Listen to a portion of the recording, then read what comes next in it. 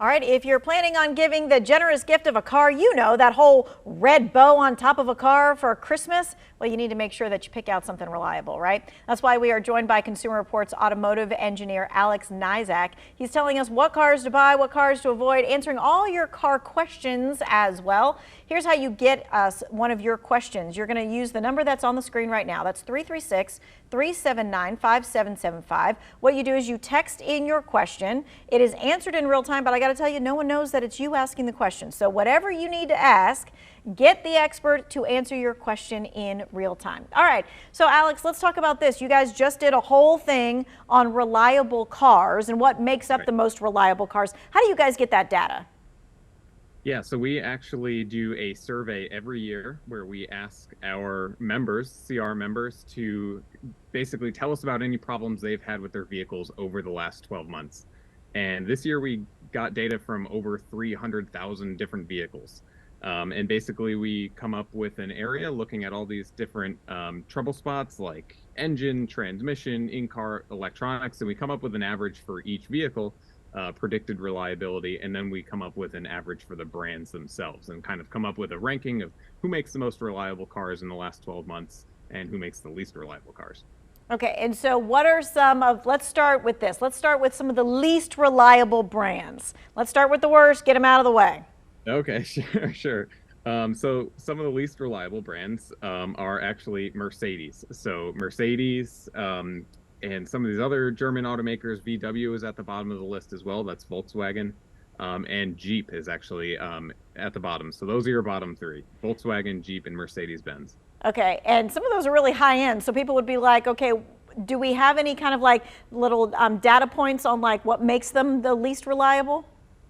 Well, a lot of the times with some of these higher end vehicles, like you mentioned, it's all the extra features and luxury items that go into these vehicles. So it's not necessarily that all of them are having engine problems per se, but some of the new technologies, the infotainment systems might be causing troubles. The massaging seats that you find in some of these really high-end vehicles nowadays. So a lot of times it's all those extra features that cause some of the problems. Okay, and now let's go to what are the most reliable brands, because we definitely want that. We don't want our car in the shop. Right, more helpful is the reliable ones. So historically, and it holds true this year, a lot of the Asian manufacturers kind of hold these top spots. So this year it's Toyota and Lexus. They are still two of the most reliable brands, and that was true for prior years as well. But the more surprising one is actually BMW. So BMW's historically been mid-pack, maybe towards the bottom. But this year they actually jumped up 10 spots, and now they are the third most reliable brand in our survey. Okay, so whatever BMW has done in the last couple of years to change things has actually worked, apparently. Right. It appears so. It appears that way anyway. Okay, so when people look at these rankings, because they're all there for Consumer Reports, we've got an article in our Two Wants to Know section about the most reliable cars. When they look at the rankings, what should they really be looking for? Yeah, so it's they should really be looking at the vehicle themselves. You can start at the brand level.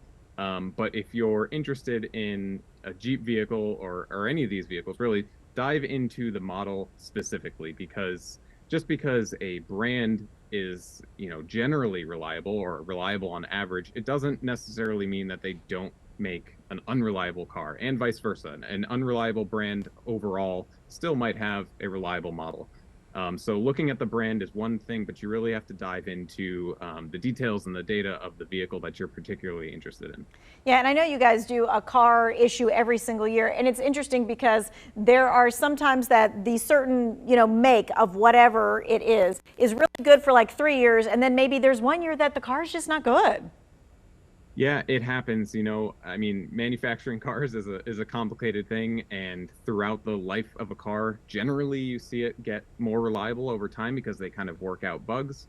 But during the manufacturing process and the lifetime of a car, suppliers may change, parts may change, things go wrong, and also it may take time for some of those problems to show up. So a vehicle that initially is really reliable and appears to be very reliable, as time goes on, it might problems may surface later down the road.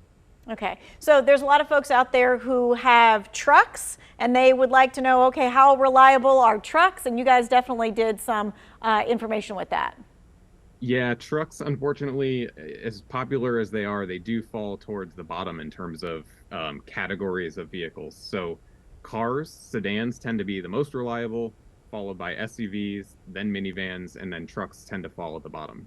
And why Now, there is are that? also, yeah, well, kind of going on to some of the luxury things that we were talking before, trucks have become not just work vehicles, these rough and tough work vehicles. They've become aspirational luxury vehicles in some sense. I mean, you can get an F-150 that, costs $80,000 and is filled with all the new latest and greatest luxury and infotainment technologies. So just like it affects luxury vehicles, it impacts pickup trucks too. Okay, so we're going to take a quick break. We're going to take your questions when we come back, and we're going to tell you Consumer Reports' top pick for the most reliable car. That's coming up right after the break.